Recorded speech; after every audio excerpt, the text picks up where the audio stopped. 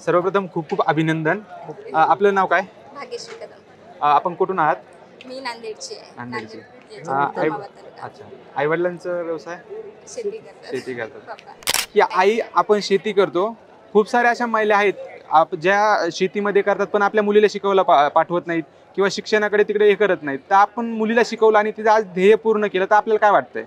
मला असा विश्वास होता की मुलीवर आमची खूप मुलगी हुशार आहे, जिद्दी पण आहे, आई वडिलांचा तिला गर्व आहे म्हणून तिने शिकते म्हणून आम्हाला एवढं 100% तिचं आश्वासन होतं. काही महिला मुलींना शिकवण्यासाठी पाठवत नाहीत किंवा त्यांना शिक्षण देत नाहीत, त्यांच्यासाठी तुम्ही काय सांगाल? कारण तुम्ही एक शेतकरी महिला आहात. ती आपल्या मुलीचा विश्वास आपणच करायला पाहिजे ना. हा? आपण न करणार गेलं तर कोण करणार? आई वडील करणार गेलं तर दुसरं बाकी कोण करणार विश्वास? ज्यावेळेस तुम्ही शेतामध्ये कष्ट करता, ज्यावेळेस घाम गाळतो आपण, त्यावेळेस असं वाटतं का आपल्या लेकरांनी आज त्या घामाची त्या कष्टाची आज जाणीव ठेवली म्हणून? असं पहिलं वाटत गेलंय मला, जाणीव ठेवते. तिचे वडील म्हणत गेले खूप झालं आता शिकून, खूप झालं म्हणजे. तर मी म्हणत गेले 100% आपली मुलगी यशस्वी होते, आपण शिकू तिला असं वाटतं. हाच प्रश्न सरांना विचारतो. काका, तुम्ही आता म्हणला की आपण लग्न करू, तुमच्यासारखे असंख्य वडील मुलगी 12वी झाली की लग्न करून देतात, पण आज तुमच्या मुलीने जे नाव कमवलंय ते जर लग्न लावून दिलं असतं तर नसतं झालं, तर तुम्ही आज काय सांगाल की मुलींना शिकून दिलं पाहिजे की नाही? शिकून दिलंच पाहिजे. शिकून दिलं म्हणून तिला सावलीचा प्रकाश भेटला तिला.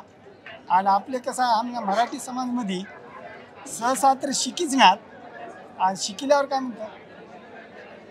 काय म्हणतात की आपण शिकल्यावर मुलाला शिकावं, मुलीला शिकून.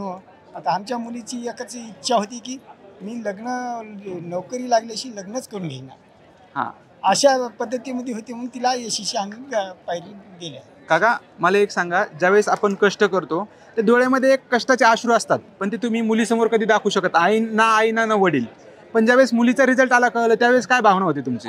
खूप भावना होती. तेव्हा 1-2 वेळेस रिझल्ट येणं लल्ली मुलगी, तरी आम्ही तिला धैर्य दिलं की पुढे चालून अजून अभ्यास कर, एखादा यशस्वी पायरी आलं तर येईल. 2-3 8 वर्ष शिक्षण शिकली शुभम शहराकडे.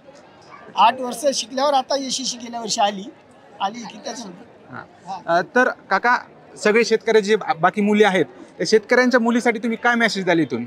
तर काय चांगलं शिकावं, चांगलं मार्गदर्शन द्यावं. तिनं सावलीला प्रकाशात राहते, उन्हातलं तर तिला वारं माहीत राहीना, असं सांगवतो आम्ही. आता दुसरं काय. मॅडम, शुभम सर अकॅडमीबद्दल तुम्ही काय बोलाल? शुभम सरांमुळे तर खूप जास्त सपोर्ट भेटलेला आहे. मला खूप वेळेस मेन्समध्ये माघार आलेली आहे.